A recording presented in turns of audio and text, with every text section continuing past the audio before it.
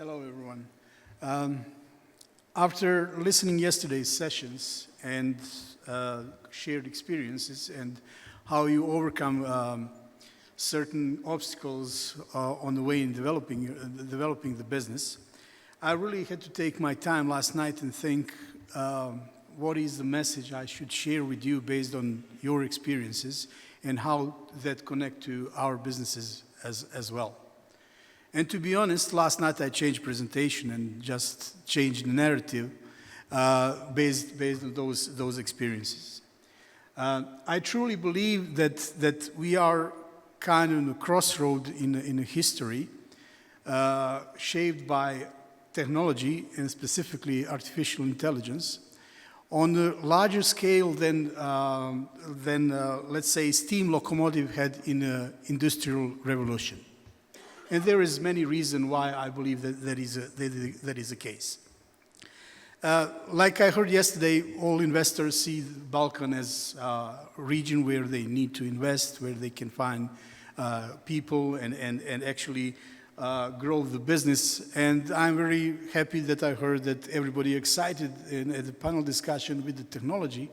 But I have to share maybe other point of view how we need to implement that technology to keep our businesses safe and trusted with our partners as well. 35% of ICT companies and more than 45% of BPOs will be drastically changed within next 2 to 3 years. And that is a fact. In a way how you provide the services, in a way how you communicate to market, it will be a drastic shift and everything will be shaped by technologies. And some things are not too motivated in that process. I've heard several times that someone mentioned that first level of service will disappear or we need to reshape. But that tells us that we need to put more focus on some other things like innovation, approaches, or maybe to find other spot in the market for us and our services as well, based on our cybersecurity services. So in one point of time, we moved our services into the US market because it's already mature market for cybersecurity services, and in European market is kind of heavily regulated and hard to push services as well. So we need to adapt on all these changes. So in bottom line, the trust is something what is necessary for our business as well. So trust is the very thing where makes our industry thrive, but it's very fragile. And today I will just briefly show you how fragile we can be in this business. So basically, technology was always backbone of our business in every service sector. So basically, without stable communication, fiber optics, internet, and everything else, it will be very hard to grow our business globally or regionally as well. So this is not something new. We use the technology all the time. But today, we have new players at the scene as AI, which will be disruption for all what we do in the future. So let's talk a bit about trust. Usually, trust is one of the reasons, or loss of the trust is one of the reasons why the company is losing the contract or credibility.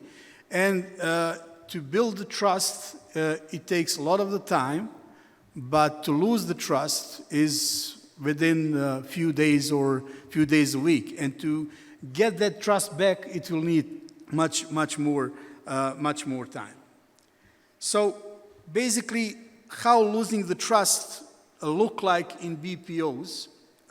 2022, one of the mid-sized BPO companies from Western Balkans was managing financial data for major European banks. And in post-pandemic period, it was normal to work from home, remote work and something. And sometimes employees wanted to make their life or our life easier to be more, more efficient. And one of the employees decided to upload customer data on his personal Google Drive.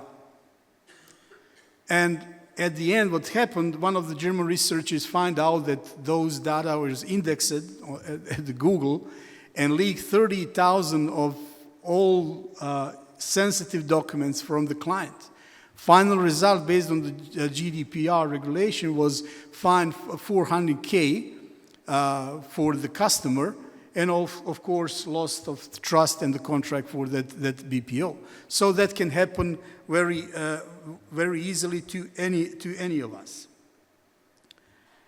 So basically, when we talk about emerging opportunities and threats, and we all heard in yesterday and today that technology enable us to maybe work faster, maybe to be more productive, but also that brings certain types of threat. So basically, like we heard today, everybody working on something, on certain solutions. But there is certain threats which we need to be aware if we are adapting technology without security in mind. So there is two cases last year. Anthropic's company researched different type of AI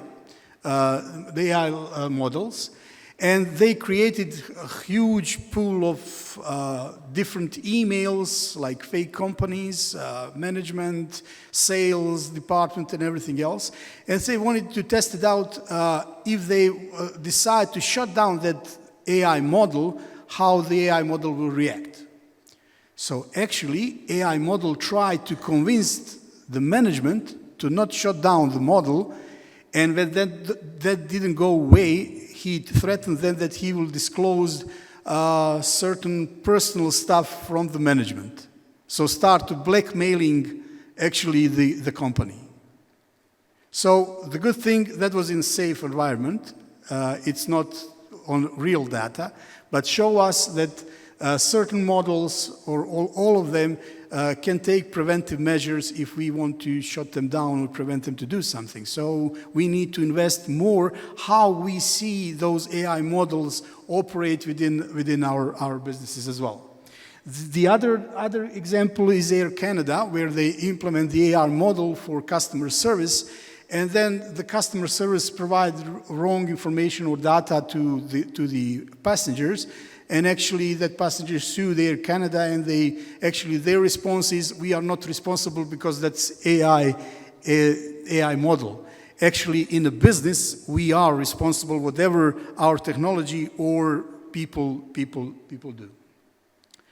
So basically, let's don't talk about movie stuff like somewhere else happening in the US, in Europe, in China. I want to bring this story a bit closer to home. So this is actually the screenshot from yesterday, and we did small research on your domains of the companies who are sitting over here, and actually what we find out is really disturbing. If you rely on the trust, this should be a wake-up call for everyone in this room, because this is just half an hour of research based on your domain. So here are results. So every of these files can be found on dark web or open source. So you see there is companies with 26 exposed database. That can be your clients, that can be your partners, or they can be, people who are using your services. So of course, I covered the names, but this is the wake-up call.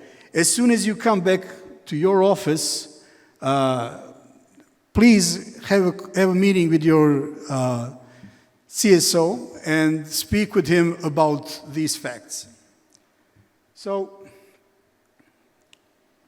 this is publicly available, so you can very easily, we did this in half an hour, so you can research this as well.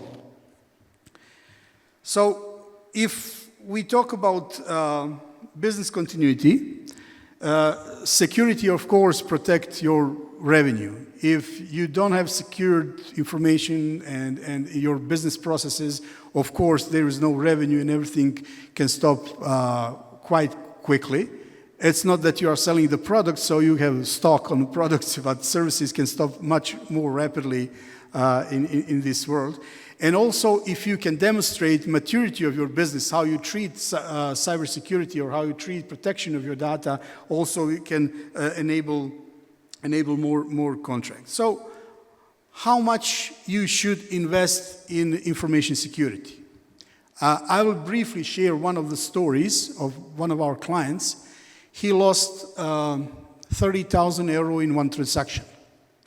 And when we tried to figure out what was the root cause of that loss and that transaction, we find out that investment in IT overall, not IT security, but overall investment in training, in education, in every segment was completely disregarded.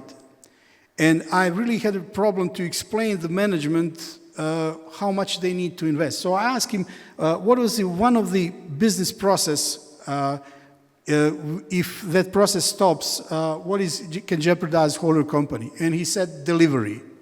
And I asked him, how many trucks you have? And he said, 40 of them. How much casco insurance you are paying per year?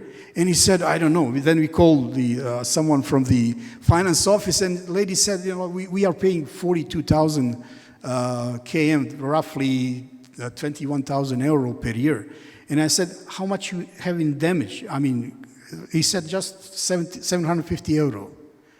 So basically, for someone who don't understand the right risks towards his business, he will be ready to invest in something which is completely, which will not protect his company, but he will completely disregard something which can stop whole company operations, such yours, if you are losing data, if you are exposing your clients' information as well.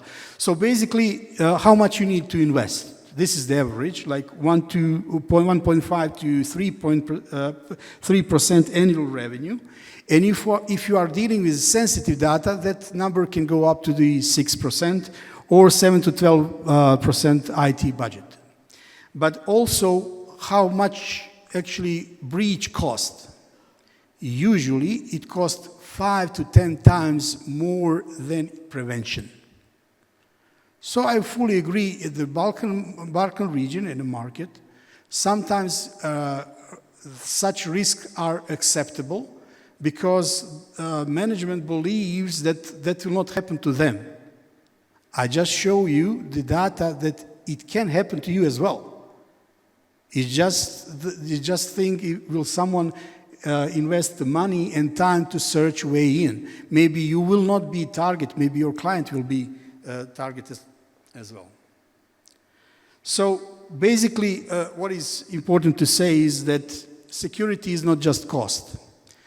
If you set up security system, information system on proper way, that will enable you for growth. If you implement new technology as well, if that technology is safe and secure, that will also open the other door, open other markets as well. And whatever you do, let's say, just one information, like 2 years ago, 86% of all apps at the Google Play did not have proper penetration testing. 86. So company developed certain app, they released into the public, and they don't do penetration test at all. That's a gateway to your clients and gateway to certain problems which you can face in a close future.